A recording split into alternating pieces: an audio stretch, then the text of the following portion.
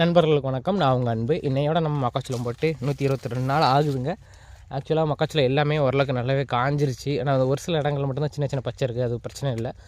அதுவும் தெற்க வர தான். வடக்க பார்த்திங்கன்னா ஃபுல்லாக காஞ்சிருச்சு. தெற்க வர தான் கொஞ்சம் இது இருக்கும். பெரும்பாலும் கருதுகள் இந்த மாதிரிக்கு தலை தொங்க ஆரம்பிச்சிருச்சுங்க. பாதிக்கு மேலே நிறைய இடங்களில் இந்த மாதிரிக்கு தொங்கி இது பண்ண ஆரம்பிச்சிருச்சு. அது மட்டும் இல்லாமல் ஒரு சில இடங்களில் இந்த மாதிரிக்கு ஒடிஞ்சு கீழேயும் விட ஆரம்பிச்சிருச்சு. என்ன பண்ணுறது, கருதுகள் எல்லாமே நல்லாவே முற்றிருச்சுங்க.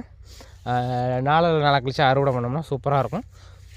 பார்ப்போம் என்ன ஏதுன்னு. அது மட்டும் இல்லாமல் இந்த மக்காச்சோளத்தில் நமக்கு காட்டுப்பன்றிகள் தாக்குதல்லாம் இருந்துச்சுல, அதனால் விவசாய ஆஃபீஸில் எழுதி கொடுத்துருந்தோம். அதுக்கான செக்கிங்க்கு இன்றைக்கி வருவாங்கன்னு சொல்லியிருக்கிறாங்க. பார்ப்போம்.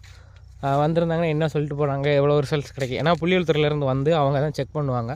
ஒரு குறிப்பிட்ட அளவுக்கு மக்காச்சோளத்தை வெட்டி அது ஒரு 5 மீட்டருக்கு 5 மீட்டர் இருக்கிற சதுரமாக இருக்கிற இடத்துக்குள்ளே மக்காச்சோளத்தை வெட்டி அதை மக்காச்சோளத்தை இது மாதிரிக்கு ஒவ்வொரு மணியில் எடுத்துகிட்டு மொத்தமாக எடை போட்டு பார்க்கும்போது எந்தளவுக்கு மக்காச்சோளம் கிடச்சிருக்கு அப்படிங்கிறத கணக்கு பண்ணிக்கிடுவாங்க. ஆவரேஜாக தெரியும் அவ்வளோ இடத்துக்குள்ளே எவ்வளோ மக்காச்சோளம் வரும் அப்படிங்கிறது. அந்த இதிலேருந்து எவ்வளோ கம்மியாக இருக்குது, எந்தளவுக்கு விளைச்சல் இதாக இருக்குது, அது மட்டும் இல்லாமல் காட்டுப்பன்றிகள் எங்கெல்லாம் தாக்கி இருக்குது அப்படிங்கிறத நேராக வயலில் வந்து பார்வையிட்டு முடிச்சுட்டு அதுக்கப்புறம் மானியம் எவ்வளோ வரும் என்ன அதுன்னு சொல்லி இது பண்ணுவாங்க. அதோட டீட்டெயில்ஸ் வேணுன்னா அடுத்தபடி சொல்கிறேன். ஏன்னா காட்டுப்பன்றிகள் எந்தளவுக்கு தாக்கியிருக்கு அப்படிங்கிறது இந்த வீடியோ பார்த்தாலே உங்களுக்கு தெரியும். ஃபுல்லாக காட்டுப்பன்றிகள் பாடாப்படுத்தினது தாங்க. இந்த மாதிரிக்கு அங்கனைக்கு ஒடிச்சு போட்டு ரொம்ப பிரச்சனை பண்ணியிருக்குது.